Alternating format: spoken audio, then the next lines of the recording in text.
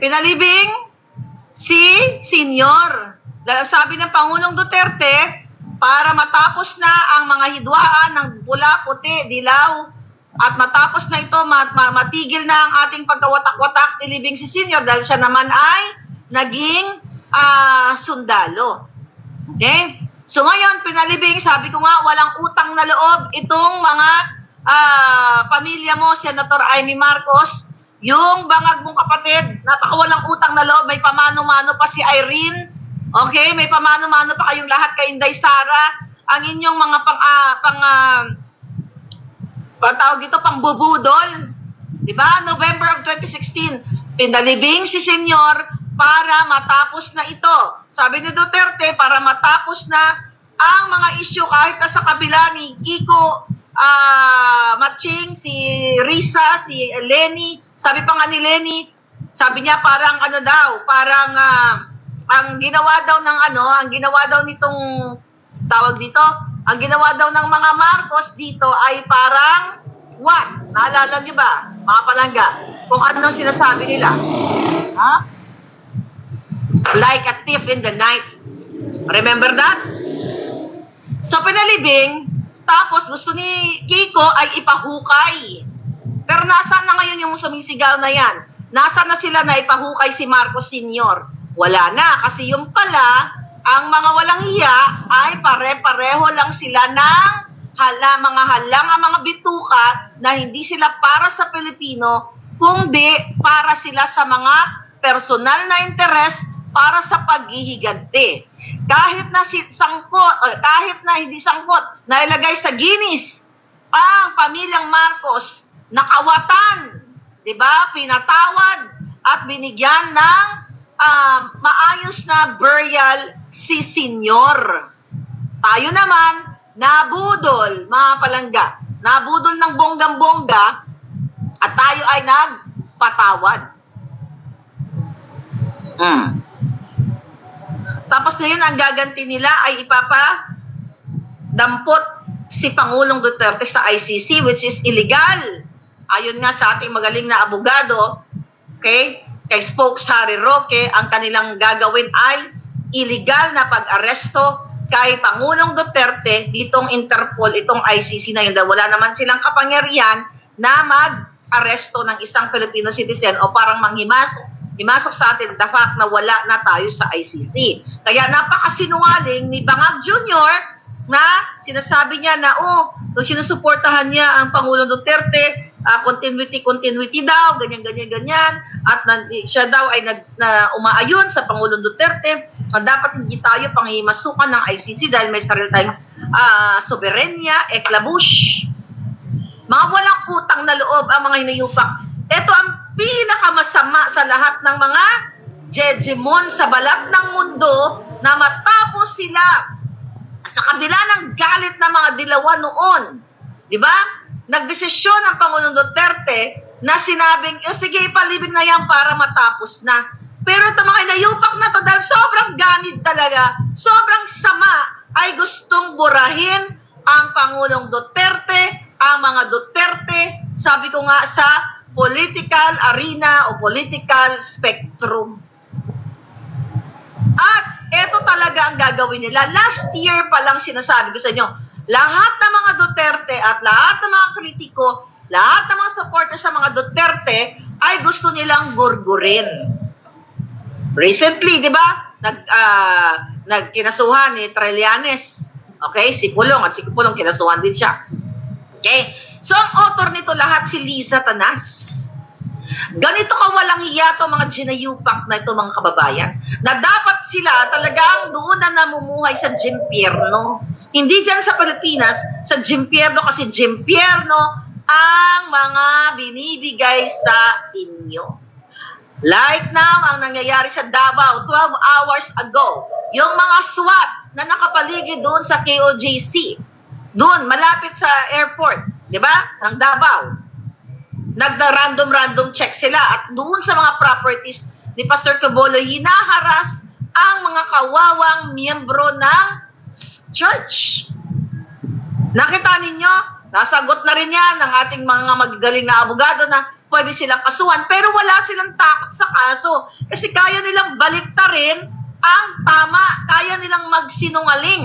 Kaya ikaw, Senator Bato, I'm telling you, nagpa-interview ka na sinasabi mo, masama loob mo dahil nangako sa'yo si Bangag Jr.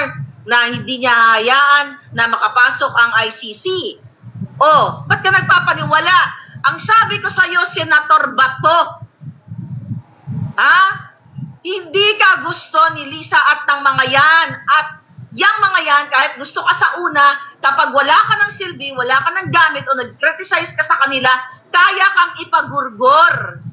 Kaya sabi ko sa'yo, ipatawag mo si Lisa Ahas sa Senado dyan sa PIDEA Leaks na yan. Okay? Anong sabi mo? Lumidya. Okay? So ano ang sinasabi mo, Senator Bato, ha? Hindi ka kasi nakinig sa amin.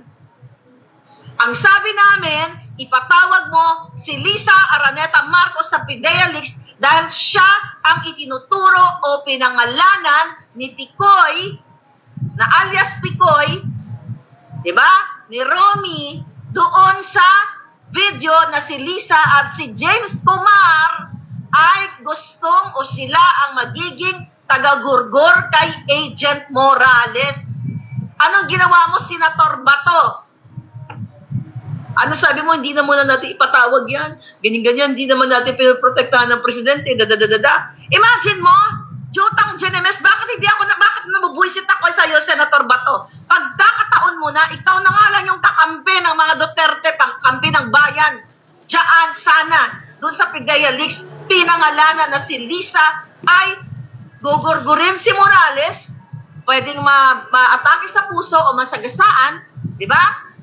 Sabi mismo ni alias Picoy, anong ginawa mo? Ayaw mo ipatawag. Wala namang immunity ang bruhang yan. Ayaw mo ipatawag kasi wala kang balls. Now gawin mo, ipatawag mo. Alam mo, ayaw ko. Naniniwala pa rin ako sa iyo, Senator Bato, nakakampi ka ng tama. Pero kung ayaw mo ipatawag yan, kayo nila Jinggoy yan, Junggoy. Mga dalawa kayong mga puti ang itlog. Lahat kayo mga puti ang itlog. Mga buwisit. Ikaw, Senator Bato, total, ikaw pa rin naman ang chairman dyan. Ikaw pa rin ang chairman dyan sa Committee on Drugs na yan at Public Order. Ikaw pa rin, di ba? Hindi ka pa tinatanggal. Bakit hindi ka magbukas bakit hindi mo ipagpatuloy? Imagine mo, nakaligtas ang isang Indiano sa kanyang kaharapin na kaso na mastermind at kasabwat siya ni Lisa para sana magpagurgur o sana, magpagurgur kay Morales ang ito ay hindi pumayag sa kanilang kagustuhan na magpabayad or what, di ba? Ano ngayon ang napala mo? Hindi ako natutuwa na ikaw ay mapahamak, di ba? Kasi naniniwala ako na you're still with the Duterte. Okay? And you're still for the truth. Pero, dun sa moment na yon, nung hindi mo pinatawag si Lisa, kaya binolja ka namin. Ikaw ngayon, tumayo ka. Huwag ka nang magpa-uto-uto dito sa mga bangag na ito. Huwag ka nang umasa, Senator Bato. Sinuportahan kita. Para may nangyayari ngayon, nawala na naman yung Facebook ko. May nangyayari na naman palaga. Alright? So, bali na, bayaan mo na. Asan ka ngayon? Ipatawag mo. Imagine mo, mga kababayan, pinangalanan ng First Lady at si James Kumar na kapag hindi pumayag si Morales, ay yung dalawang yon ang mastermind para ipagurgur ang isang Pilipino na katulad ni Morales. Nag-failed ka, Senator Bato. Ikaw, Jinggoy Estrada, pinakontempt mo si Morales. Asan kayong dalawa ngayon? Asan si Robin Padilla? Mga wala kayong balls. Diba? O mag-wish na ba kami? Sana kayo ang unahin gurgurin ito. Pero ayaw namin ng ganyan eh. Ang gusto namin manindigan kayo. Now, yung tao, okay, yung dating presidente, si Pangulong Duterte na pinilit na linisin ang mga durugista, mga pulburoni katulad ni Kuting, now sobrang bumabalik. Saan kayo pupulot ito? Pera-pera lang kayo, mga lintik kayo. Pera-pera lang kayo. Kaya ayaw nyo, takot kayo sa isang, my God, ano ba yun? Okay lang ba ako dyan palangga? Nakikita ko itong ano na ito. Ano ba ito? Okay. Okay. Tanggalin nga natin to. Reset. Sorry. Dami-dami. O, tanggalin na natin at dahil hindi na ako hindi ko na kayo nakikita. Maria Loida Daza. Thank you, Palangga. Okay, basa tayo. Okay. Alright. Ano sabi? Warrant of arrest ko? In your dreams. In your dreams. Sabi ko kasi itong jutang Generous Lisa na to, yung inayupak na yan, nireport ko na sa FBI yan, at hindi kita uurungan, Lisa. Ikaw ba nga, hindi ko iurungan, kahit may Romanian taga-gurgur pa kayong dalawa, kayong mga yawa mo. Kayong dalawa, ang manggugurgur, mamamatay gurgur, kayong dalawa, ang salot sa lipunan. At ikaw naman, Amy Marcos, ayan, nasa likod ka pa ngayon ni Inday Sara. Hindi ko alam kung anong plano mo sa buhay. Magsasalita ka ba? Kailan ka magsasalita ng kapatid mong Aipol Boroni? O antayin nyo pa yung susunod na video? Antayin nyo pa ang susunod na video? Gano'n naman kayo eh. Kayo dyan, yung mga nanonood. Okay? Antayin nyo pa yung authentication. Di ba, libibang kukuha nyo naman lahat yan. Lahat yan ibibigay sa inyo. Sige, magpakyut muna kayo dyan. Mag-ano muna kayo. Magtiis muna kayo sa kahirapan. Bahain na uli kayo dyan. Pag umulan, ganyan. So, yun na lang muna ang gawin ninyo kasi parang okay lang sa inyo na bangag itong presidenteng ito. Okay lang sa inyo na si Lisa ay kidnapper. Okay lang sa inyo na si Tambaloslos ay nagdo-donate ng $2 million sa Harvard. Pero yung kanyang bayan, wala kayong malamon, walang mga pang-aral ang inyong mga anak, pero nag-donate sa Harvard ng $2 million. Okay lang sa inyo na si Lisa ay kumukolekta sa mga gambling institution, sa PAGCOR, okay lang sa inyo yan, multi-million yan. Sabi ko nga, baka 70% o 80% of the budget nasa kanila na eh. No wonder, gusto nila akong ipagurgur. No wonder, gusto nilang ipadampot si Pangulong Duterte, ipadampot Kabato, ipadampot lahat ng mga allies ninyo. Pwede namin ninyo. Pero I don't think magwawagi ang mga yan. Yeah, walang nameplate. Sabi ni Floren, Miss Maharlika, sa Amerika kapag yung police walang nameplate or badge number, lawsuit agad at millions of dollars yung settlement sa city, di ba? Yes! Pero dyan sa Davao, ang mga buwaka ng mga polis, meron bang mga polis na alagad ni Marcos Jr.? Ito, tignan natin ito. Nari ito. Ito. Nakaganyan sila. Nakaparang mga Sparrow unit patawag doon. Parang nakaganon sila o parang mga hold-upper, naka-cover na ganyan.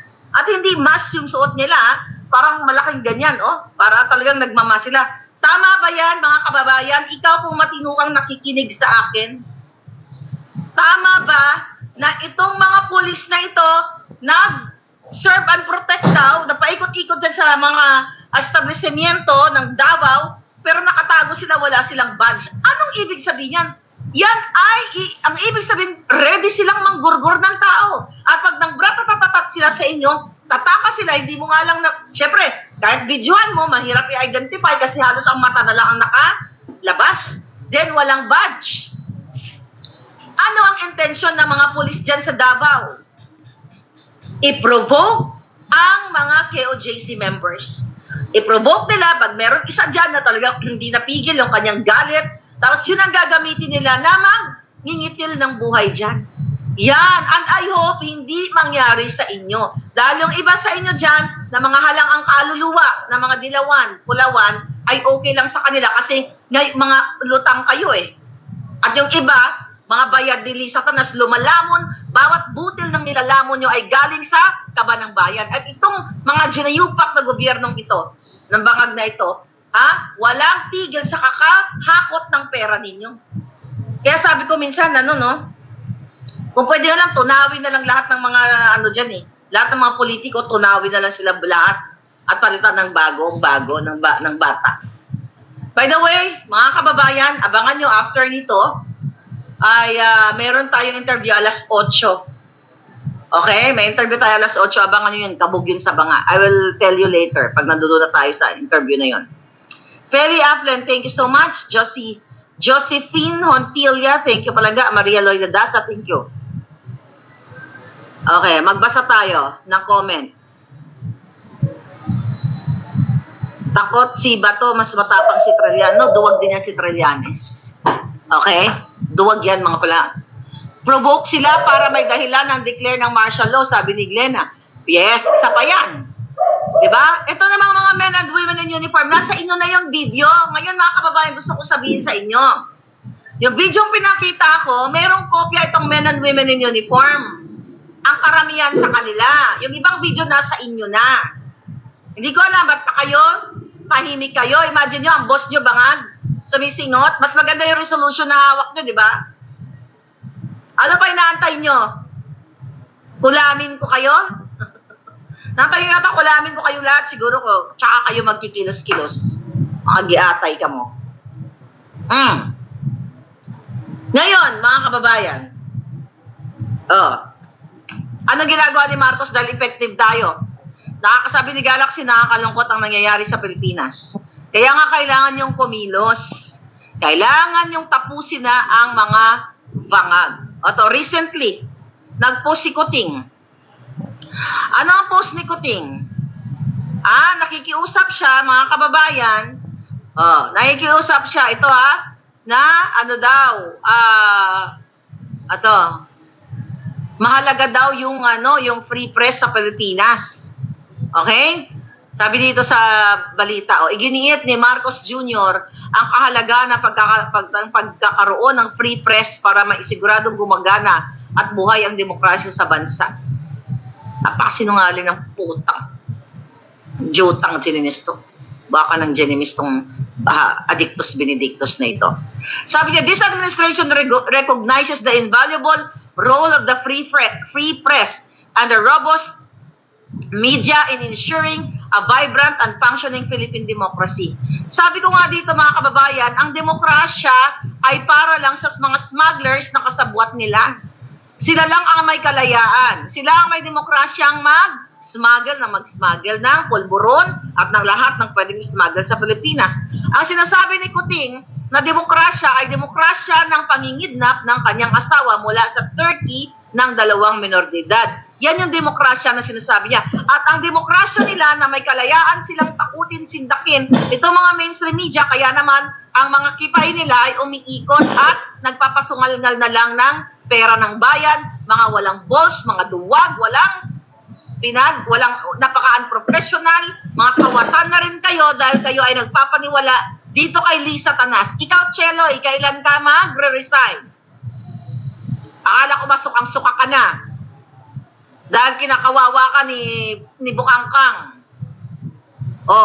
Ang sabi ni Kuting, in this time of unregulated social media, of fake news, and artificial intelligence, now more than ever, we need your help. Okay? We need your help, sabi niya. Sabi ng hitad, in empowering our people to distinguish the truth from fiction and facts from blatant lies. Julul, ay sinasabi niya dito, AI kayo. Imagine mo, sinabi nila yung pre-op, an authority to op, yung una kong nilabas, tapos yung sa PIDEA, naglabas sila kaagad na AI deepfake, tapos biglang mayroong witness si Jonathan Morales. Sino ang AI? Ikaw, bangag. Kayo mga inayupa ko sana, lipulin na kayo ni Satanas. Mga yawa ka mo. Okay? Ngayon, ang sinasabi ni Bangag dito, mga kababayan, nangagba na Addictus Benedictus, social media, sa social media ka nanalo. Ni piso wala kayong binayad sa akin.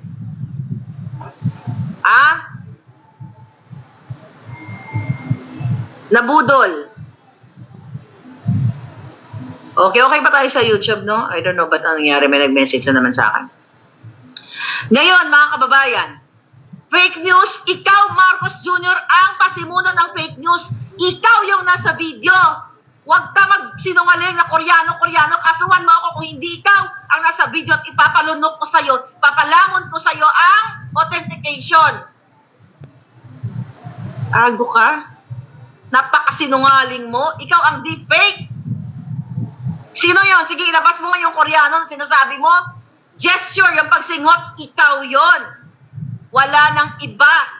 Dahil kilala ka ng pamilya mo, ng kapatid mo, ng mga kaibigan mo nagsisingot din, na ikaw ay addictus benedictus, dumudugo na ilong mo, sa kakatiran nyo ng pulburon kasama yung asawa mo na Bartek. Napakasinungaling mo. Fake news, unregulated. Oh, kayo lang ang sa bagay. Okay? Kayo lang ang nagre-regulate ng gusto nyong balitang kasinungalingan. Kita mo, napakasinungaling mo na may 5,500 flood control ka. After 2 days, sinagupit ka ng langit. Pinak-check ka. Sino sinungaling? Ang tao, ako o ikaw? Sinabi mo, naghalukay, nag-extract ng toniladang basura. Bumaha. Sino sinungaling? Ang sabi mo, binadgetan yan, yung master plan, da-da-da-da-da. Oh, nung bumaha, sasabihin mo, hindi effective yung master plan. Gagawa tayo ng ibang master plan. Sinabi ng DPWH sa Senate hearing, there's no such thing as plan, master plan. Saan napunta pera? Sino sinungaling ngayon? Ang taong bayan, ako o ikaw? Nakikita ng taong bayan na trillion of your money. Kayo mga nanonood. Trillion ng pera ninyo. Ngayon, bakit gusto ipadukot si Duterte? Dahil si Duterte at ang pamilya niya, yun pa rin ang ninanais ng taong bayan dahil naranasan ng taong bayan ang OFW, pagtungtong pa lang sa airport, dignified na. Kaya may dignidad. Diba? Wala na yung mga kawatanan ng nangingikil. Ma'am, baka may $5 ka. Ma'am, baka naman may tsokolate ka. Diba? Ganon sa airport. Panahon ni Duterte, ilang beses ako umuwi, walang nang hihingi sa akin. Ako ang kumukusa, ayaw pa magtanggap ng mga tao sa airport. Ang ginagawa ko pa, ginaganon ko yung $20. Okay, sinaawa ako sa mga guards, kahit naman ginaganyan ko pa yung $20. Nakaganon ako, ay kuya, o ganon. Ako pa yung parang nagbabay. Parang kuya, dahil naawa ako, kuya, hindi, sa'yo yan. Thank you so much po. May mga something akong mga dalang maliliit na bagay na tsokolate. Panahon ni Duterte. Ngayon, ano nangyari? Diba? Yung mga tao sa airport, sa OTS immigration, nilulunok yung pera ng mga turista. Remember that? May lunok na $300. Nagnanakaw yung mga nasa immigration. Lahat ng mga hinayupak kawatan. So you compare na Duterte yung mga bells ni Digong, yung itong pag-drama-drama ni Kuting, nakala mo hindi bangag. Alam nyo naman, pag ganun-ganun, pakumpas-kumpas, nakala mo maraming alam. Pero hindi nyo alam, alam nyo na bangag talaga. Ay, nako. Nawak. Born Again Katoliko, INC, DD leaders, they all support bangag. They don't like Kiboloy. Hayaan mo na sila, kung ayaw na magsalta. This is not about Kiboloy at all. Si Kiboloy, okay, ganito lang yan. Doon sa mga sarado utak, doon sa mga Catholic leader, lahat ng mga religious leaders, kahit hindi nyo suportahan, okay, si Kiboloy, maganda pa rin ang buhay niya. Makakakain siya 3 times a day. Mahigit pa dyan. Pero yung mga Pilipino na dineprive nyo, na ipagtanggol sila ang kawawa, kayo ang kawawa. Do you think si Kiboloy, ang daming, ang daming businesses yan. Kayo, na niloloko nyo ang mga parishioners, niloloko ninyo ang mga tagasunod sa inyo, mga kaparian, mga pastor, lahat kayo niloloko ninyo na kayo ay dapat magkaroon ng moral, mataas na moral ang mga tao na magkaroon ng pagtingin ng tama o mali. At dapat magsalita. Pero anong ginagawa nyo? Mga pastor, mga pari. Wala na talagang magsisimba sa inyo kung ganyan kayo. Kayo mga kapwa ko Katoliko, hanggat hindi, Katoliko ako. Kayong mga Katoliko, lahat kayo na nakikinig sa akin, wag na muna kayong magsimba. Wag na kayo mag-abuloy. Why? Abuloy kayo ng abuloy, hindi naman kayo pinagtatanggol. Huwag na kayo magsimba sa mga pare na hindi nagtatanggol sa inyo. Dumiretso kayo simba sa Diyos. Diretso. Ako, ang tagal ko na hindi nagsisimba. Siswerte naman ako. Nakakain pa naman ako. Nagdadasal ako, hindi lang dumaan sa pare, pero diretso sa Diyos. Paano ka pupunta? Well, masarap, di ba? Na yun ang tradisyon natin, na nagsisimba tayo sa simbahan, parang you're feeling blessed. Di ba? Ang sarap pag nasa parang solemn yung nasa loob ka ng simbahan. Di ba? Ganon naman eh. Pero ngayon, asan yung mga pare? Nasaan kayo? Mga father and mother, brother and sister, nasaan kayo? Gusto niyo mamuno talaga yung adictus benedictus? Yung bangag na presidente. Ha? Kayo lahat, kayo na mga sumasamba, kung kanino man ang sinasambahan ninyo, ipinagtanggol ba kayo ng inyong mga pastor? Ipinagtanggol ba kayo ng mga simbahan? Ito, hindi ito issue kay Kibuloy. Hindi rin ito issue kay Duterte. Ang issue dito, binaha kayo, niloko kayo ng bangag na may 5,500 na flood control, pero wala. Lahat kayo nag-swimming. Baka nagka-leptospirosis pa kayo. Naano ang inyong mga gamit, mga pictures, mga dokumento. Kasalanan ba ni Kibuloy yan? Ha? Hindi kayo magsasalita dahil, ayaw nyo kay Duterte, ayaw nyo kay Kibuloy. Kasalanan ba ni Kibuloy at ni Duterte yung pagbaha ngayon sa inyo at inanod ang inyong mga bahay o nangamatay ang inyong mga pamilya? Kasalanan yan ng bangag na gobyerno dahil since na siya ay umupo, inamin mismo na walang dredging project na ginagawa, walang master plan, walang flood control. Puro ngangabels lang. Sino ang may kasalanan ko? Bakit nalunod sa baha? Ang iyong kamag-anak nitong nakaraan, Karina. At mga susunod pang panahon dahil rainy season na, bagyo season eh. Sino may kasalanan? Ang gobyernong bangag. For 2 years. Inamin mismo nila sa Senado na di nagkaroon ng mga master plan na yan sa flood control na yan. Kaya puro kasinungalingan ang binabato ni Kuting sa inyo. Anong kinalaman ni Kibuloy at anong kinalaman ni Duterte doon? Sige nga. Anong kinalaman ni Duterte, ni Kibuloy, na hindi nyo na kayang bumili ng bigas na mabango? Dahil ang kaya nyo lang yung pinakaparutpot, yung mumurahin.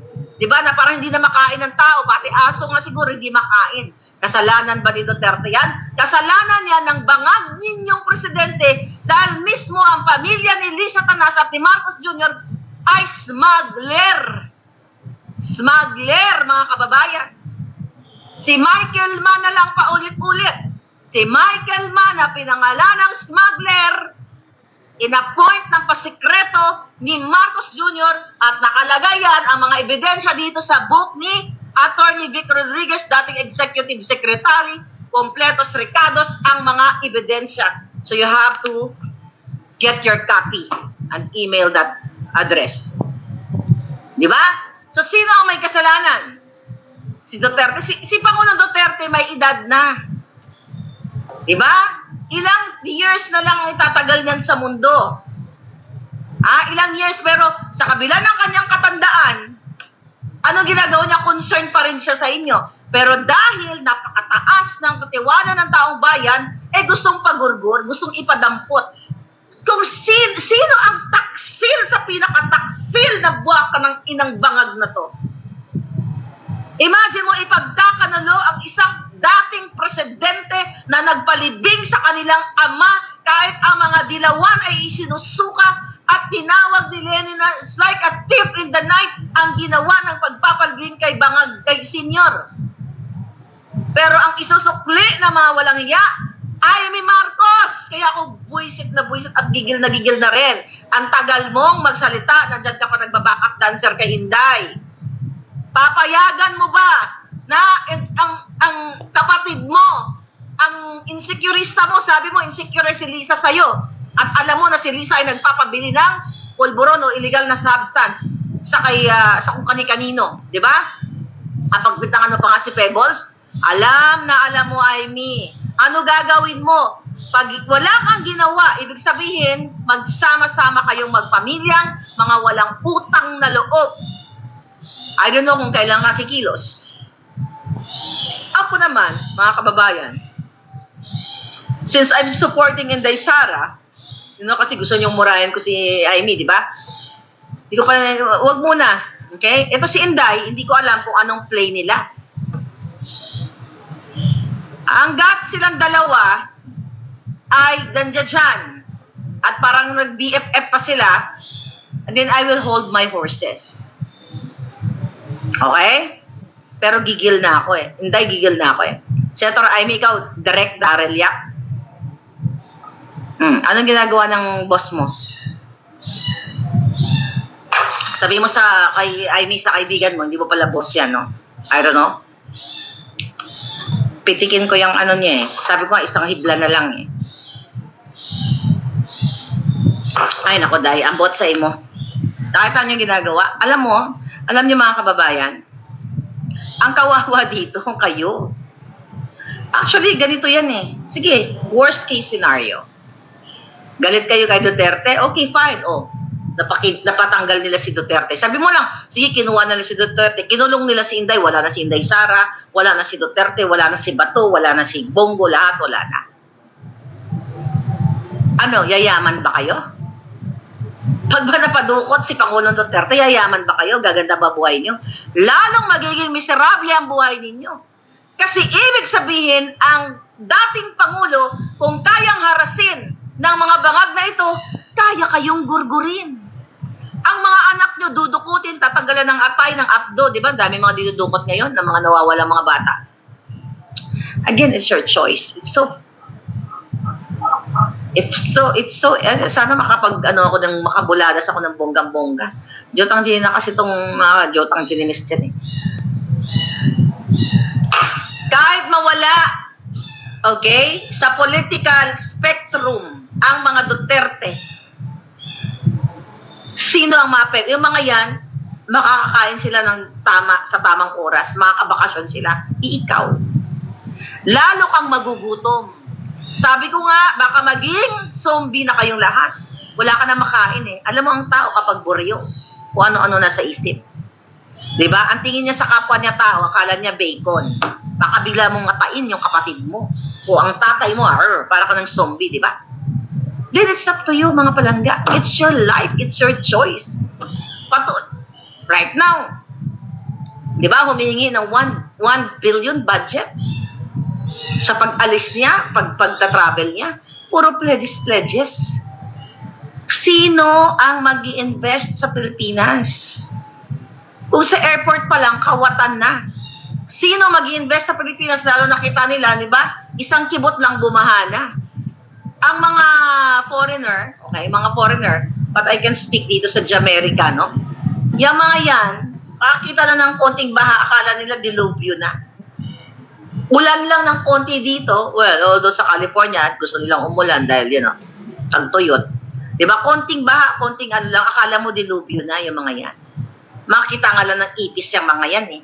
Diba? Akala mo katapusan na ng mundo. Akala mo end of the world. Na gano'n yung mga foreigners. O, diba? Paano ka mag-i-invest dyan sa Pilipinas? Talamak ang pulburon. Mismo ang presidente mo ay pulburon eh. Binaha, nakita nila yan sa news. Kung ako ang investor, bakit ako mag-i-invest? Nililipat na ako ng Thailand. Diba? Or Indonesia. Anyway, para mga Pilipino yung mga Indonesian din eh. At saka mga Thai. Diba? O now, ano to? Okay. Sabi niya, ni Spoke Harry Roque pala, ito yung sinasabi niya. Notice to all law enforcement agencies. The service of a warrant of arrest and any arrest consequent thereto issued by a foreign court is illegal and will constitute the felony of illegal detention.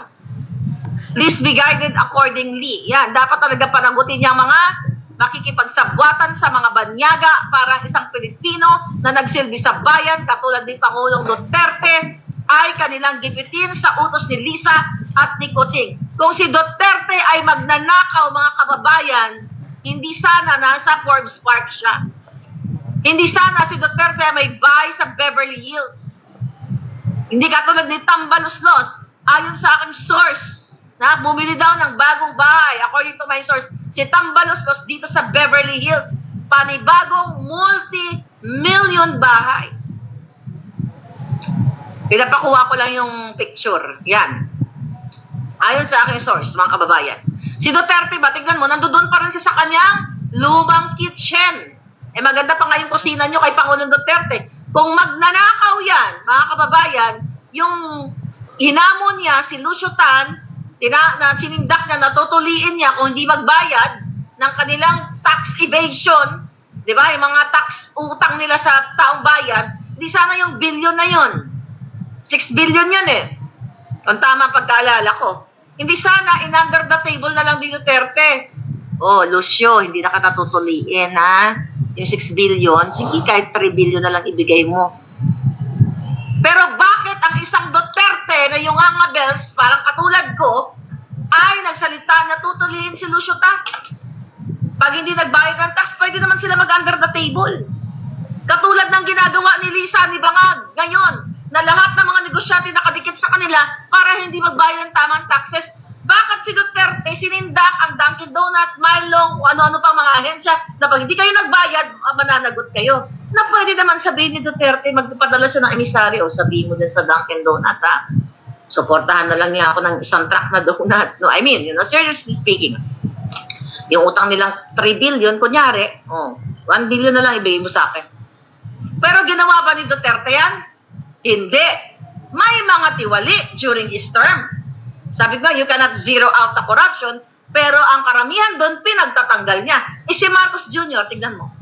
Yung mga umaalis ngayon, hindi niya tinanggal eh. Mga kusang umalis, katulad ni Inday Sara, dahil hindi na masikmura yung kabangagan ni Coting.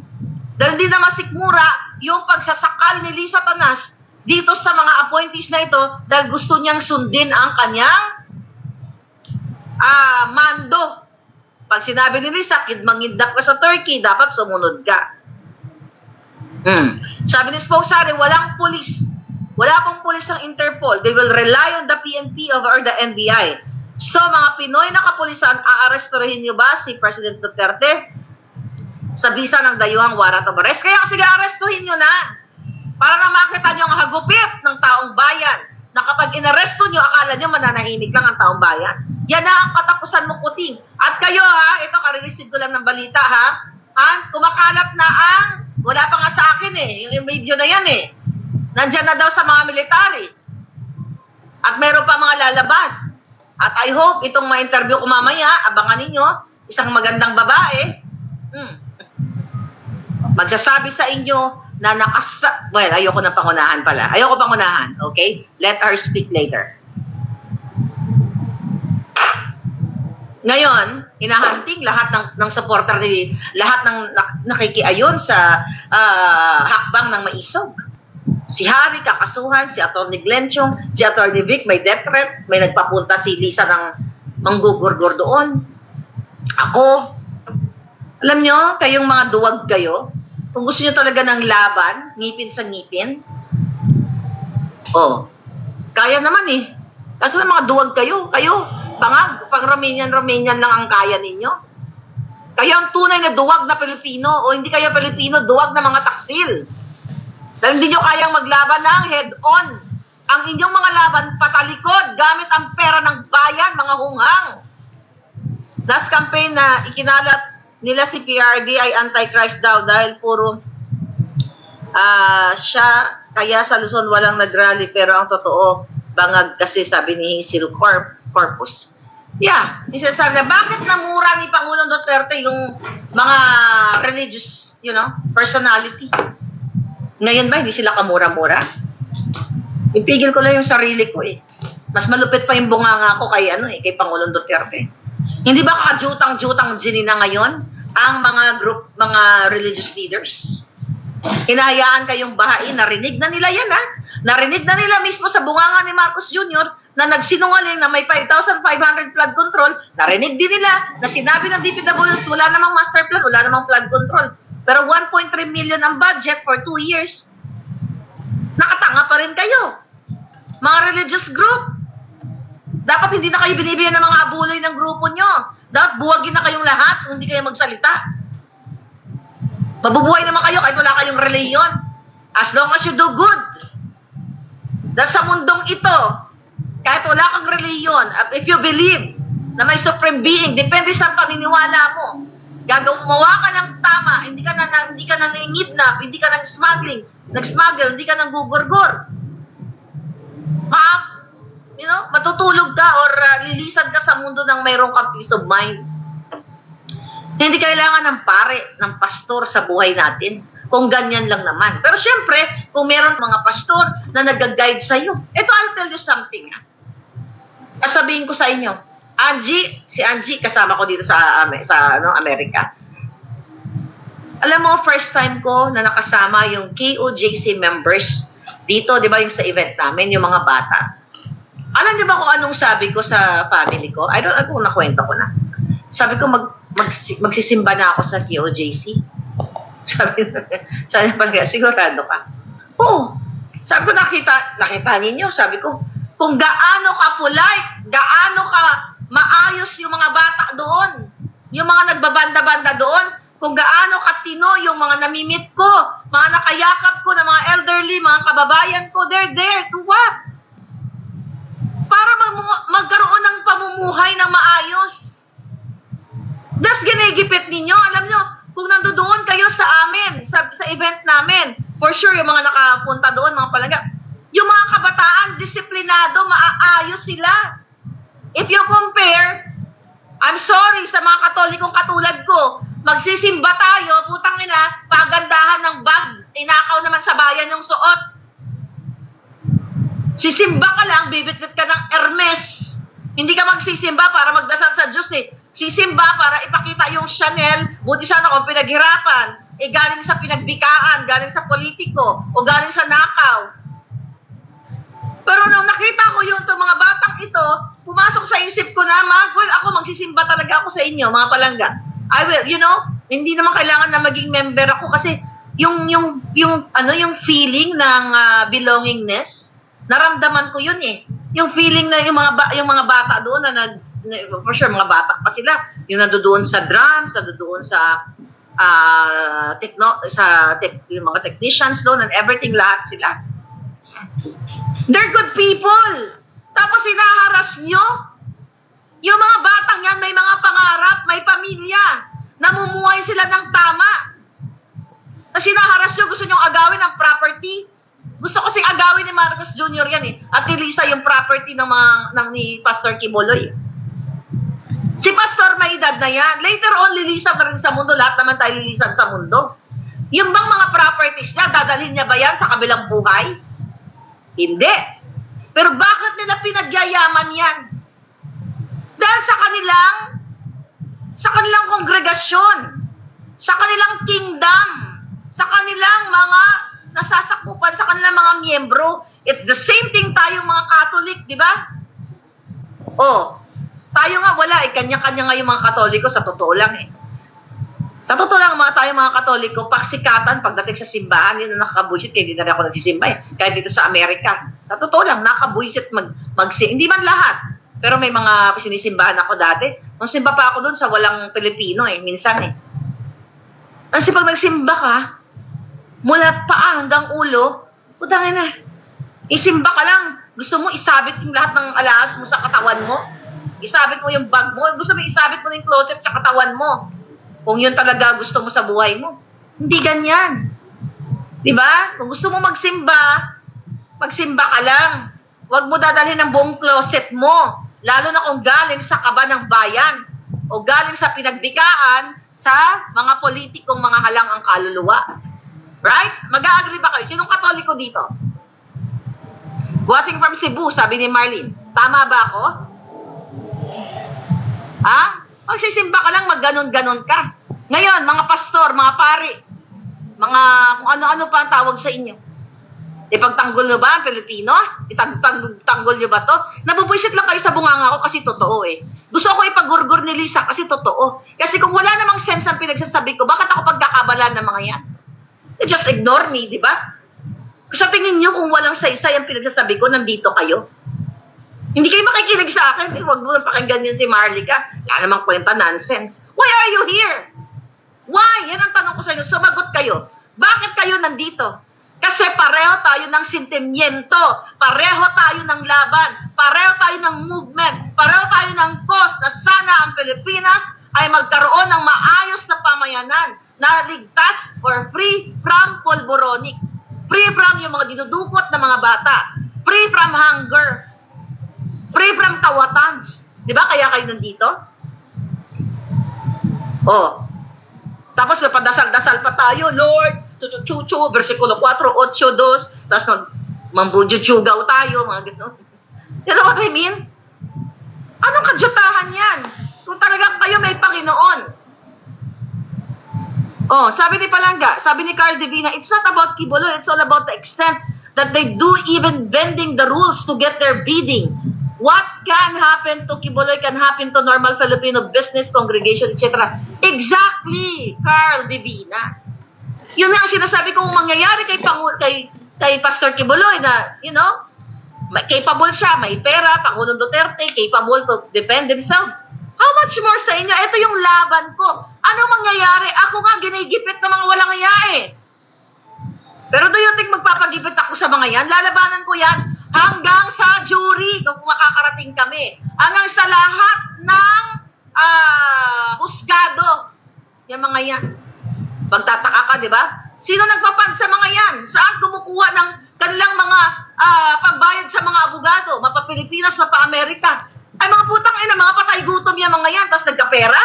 Saan galing yan? Hindi sa kaban ng bayan.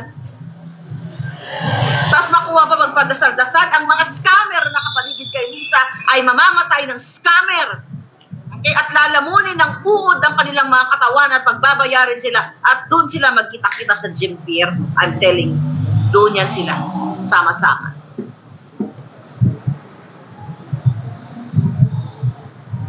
Sabi ni Dizzy, Derla, Catholic ako pero gusto ko pa magdasal sa bahay. Ako nagsisimba every Sunday, pero pag nagda-travel ako, pumunta ako sa simbahan, dasal-dasalan ng konti. Pero everyday nagdadasal ako mga palangga, hindi ko kailangan mag-versikulo 4, 4, 8 dito, tapos magpapatuwad ako ng bruise ko. Gusto niyo ba yun? I'm not like that, mga palangga. Ang sinasabi ko, yun ang sad reality. Sad reality sa Pilipinas, magsisimba. Kunyari, si Inday, galing na Manila. Uy, magsimba ako kasi galing ako sa Manila. May dala akong biskwit. Alala niyo yun, mga typical na ano. Nalala ko lang, yung mga galing sa Manila, pagdating ng probinsya, hindi na antigo mag-Tagalog, pag-Bisaya, Tagalog na, or galing sa abroad, mga OFW. I'm sorry, I don't know kung isa kayo dito. Diba? Ako nga, pag umaalis ako, sa totoo lang, sabi ng anak ko, bakit mukhang kawawa? Mama, ba't mukhang kawawa? Sabi ko, bakit mo nasabi? Sabi niya, hindi kasi nagsuklay ng buhok. Hayaan mo na, sabi ko na gano'n, dito naman sa Amerika, they don't care about your looks. Sabi ko gano'n sa kanya. Pag may mga important, may mga event, ayoko naman mukha akong basahan, di ba? Pero regular day, when I go out, even meeting with my clients, no lipstick at all, just bare. Di ba? Wala silang pakialam. Ang importante, how you deal with people, and how you take care of, take care of people, at kung paano mo haharapin ang tunay na buhay. Hindi yung trying hard, katulad kay Lisa Tanas, iika-ika na ganyan. Diba? Alam mo Lisa, kahit nakawin mo pa lahat ng pera ng bayan, hindi mabubura sa taong bayan na ikaw ay bartek at wala kang class. Kahit sabi mo pang very New York ka, masahol ka pa sa isang dagang lumalangoy-langoy sa baha. Ano may pagmamalaki niyan? Addictus benedictus, tawatan, pulboronic. Tapos kayo hanga-hanga sa mga bangag na ito. Masangsang ang mga amoy ng mga yan, lalo pag nagpupulburon. Masangsang. Mula tiil, kipay, pagat, hanggang ulo ang singaw ng mga yan. So, ibig sabihin, Jempierno ang bagsak ng mga yan. Right? Saan ba? Bagsak yan. Hindi tatanggapin sa langit yung mga yan. Oh. Never ever. The other religion leaders will speak up to defend the flag. They are all jealous of KOJC. Christianity in the Philippines now are falling apart. Self-interest for the love of money. Pero ito talaga, totoo. Sasabihin ko sa inyo. Pobreng Pinoy, thank you palangga. I swear to God, I will use the name of God. Okay? Alam mo, nung ako ay pinapanood ko yung mga maisog sa Pilipinas, iba't ibang lugar, parang sabi ko, how I wish nandyan ako. Kasi parang ang saya-saya. Sabi ko sana, yung mga kanta, nakaka-uplift ng spirit. Tapos nung na-experience ko, nung nakasama ko sila, sabi ko, magko-convert na ako. Sabi ko, mag-a-attend ako sa kanilang mga pagsisimba. Kasi makikita mo, alam mo, marami akong mga kababayan growing up, high school days, lahat halos ng relihiyon na atinan ko. Naatinan ko ang INC, naatinan ko yung mga saksi, naatinan ko ang mga born again, iba-ibang iba-ibang level. I have nothing against with this religious group kasi mabubuti din naman. May mabuti, merong hindi, di ba? Pero ito yung sa KOJC, dun sa event namin, talagang sabi ko nga, I feel at home na parang they're like my family. So, whether ginawa ko nga nung bata ako, nagsisimba ako sa iba't ibang mga reliyon. Bakit di ako magsimba sa KOJC? The fact that they're very happy people, they're very respectful. So, what's the point? Di ba? I mean, what's the, ano yung masama doon? What's wrong with, what do you call it? Praying with them. Yun lang. Anyway, mga palangga, abangan ninyo. Babalik ako in 30 minutes.